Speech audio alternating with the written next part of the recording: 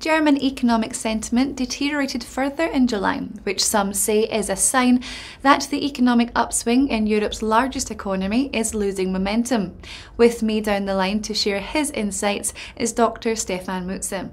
Stefan, the index by ZEW slipped 1.8 points to 29.7. Some experts say it has shrugged off China and Greek concerns, but it might have been affected by the drop in the DAX and the recent appreciation in the euro. Do you think that's the case?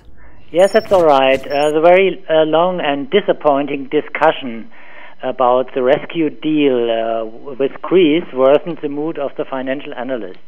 And regarding to China, there exists the fear of weaker car registrations, which would be a problem for the German car manufacturer.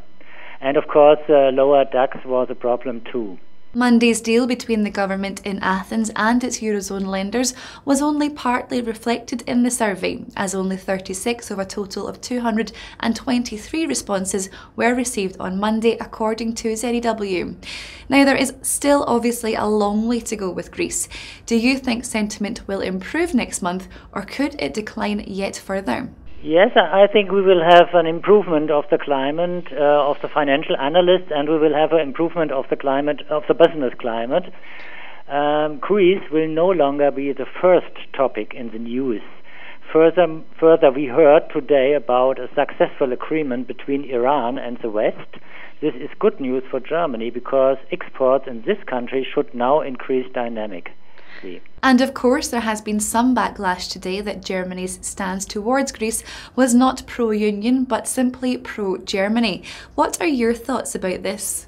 Yes, I think there are different opinions about the Greece negotiations, and of course Mr. Schäuble was very hard in his discussion with Greece, but I think it was necessary because we have the problem that Greece don't want to make their homeworks, and it's not easy to discuss with politicians of Syriza.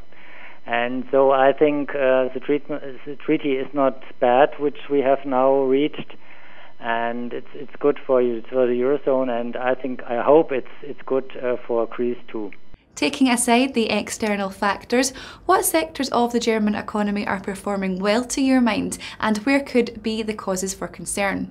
I think the concerns will vanish because the economy situation in Germany is not bad. GDP will increase by around about 1.6% working day adjusted in this year, and because we have 2 more working days this year, the real rate could be 1.8% 2015. There are, at the moment, 2 important drivers of the economy. First, consumption is increasing strongly because of higher real incomes. We expect an increase of 2% this year. Employment and wages are increasing, and inflation is very, very low in Germany. And second, investment in construction is improving because there is a high demand in residentials.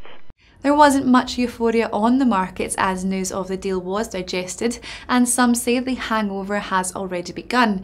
Euro-dollar has broken 110, but the bigger psychological barrier may be last Tuesday's 109.15 low.